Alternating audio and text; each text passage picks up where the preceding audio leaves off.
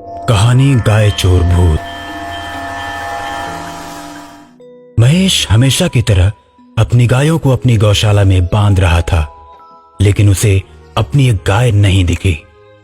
महेश को लगा कि उसकी गाय कहीं आसपास ही होगी, लेकिन बहुत ढूंढने के बाद भी उसकी गाय का कहीं पता नहीं चला। थक हार कर महेश रिपोर्ट लिखाने पुलिस स्टेशन जाता है।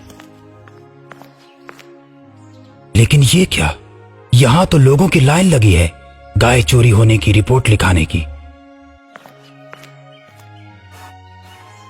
तभी महेश को अपना दोस्त कन्हैया दिखाई देता है। अरे कन्हैया, तुम्हारी भी गाय चोरी हो गई? हाँ यार, मेरी भी गाय चोरी हो गई। जब तुम अपनी गाय को खोज कर गए उसके बाद ही मेरी भी गाय चोरी हो गई। पता ही नहीं चला यार कि कौन ले गया मेरी गाय को। एक ही रात में अपने गांव से 25 गाय चोरी हुई हैं।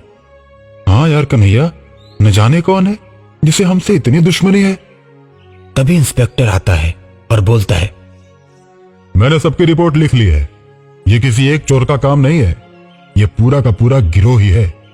आप लोग चिंता मत कीजिए, इसके पीछे जो भी है जल्द से जल्द आपके सामने होगा। उस रात गांव के लोग और पुलिस के सिपाही पूरे गांव में पहरा देना शुरू कर देते हैं।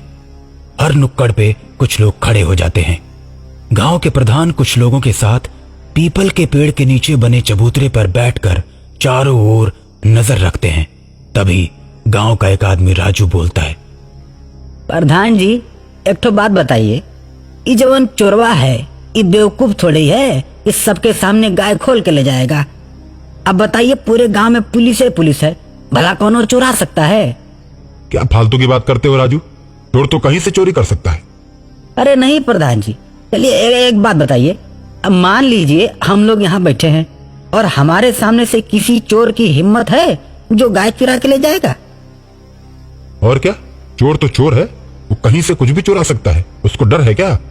चबूतरे पर बैठे सभी लोग प्रधान जी की बात का समर्थन करने लगते हैं।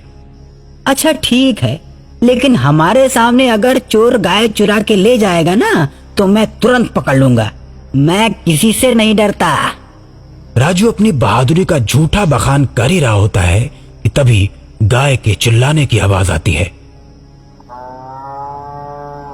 ऐसा लगता है कि कोई गाय को जबरदस्ती खींच रहा है। तभी लोग भागते हुए गाय की तरफ जाते हैं तो क्या देखते हैं कि गाय को कोई अदृश्य ताकत खींचते हुए ले जा रही है। ये नजारा देख राजू डर जाता है और भूत भूत चिल्लाता हुआ प्रधान के पास आते ही बेहोश हो जाता है। सभी लोग डर जाते हैं और गाय को जाते हुए देखते हैं। एकाएक गाय हवा में उड़ जाती है और फिर गायब हो जाती है।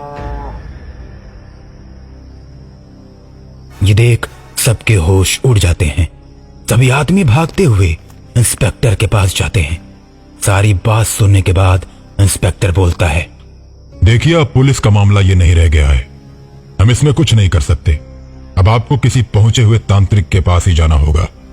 प्रधान गांव वालों के साथ एक तांत्रिक के पास जाता है और तांत्रिक को अपने गांव में घटी हुई घटना के बारे में बताता है। देखो, ये कलुआ ग्वाले का भूत है। आज से 150 साल पहले उसके पास गौशाला हुआ करती थी।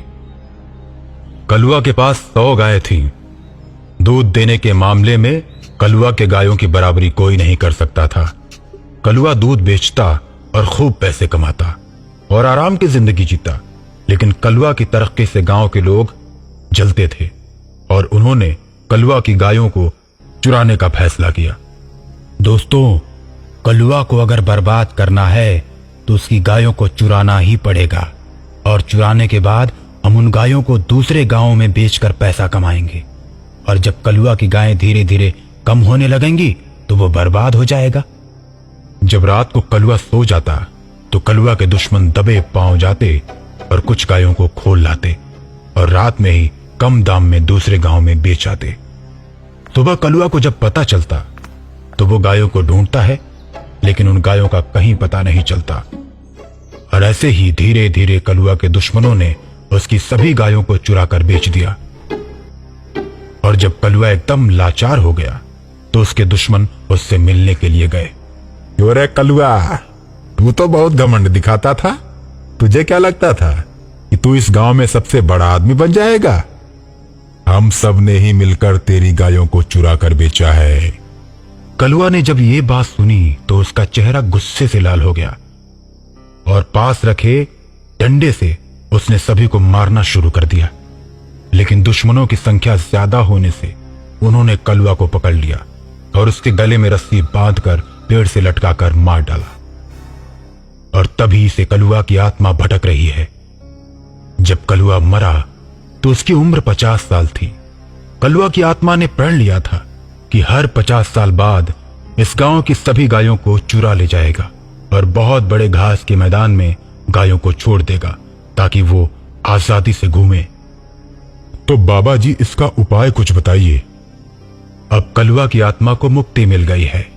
अब के बाद वो कभी गायों को नहीं चुराएगा, क्योंकि गाय चुराने का ये उसका अंतिम प्रण था।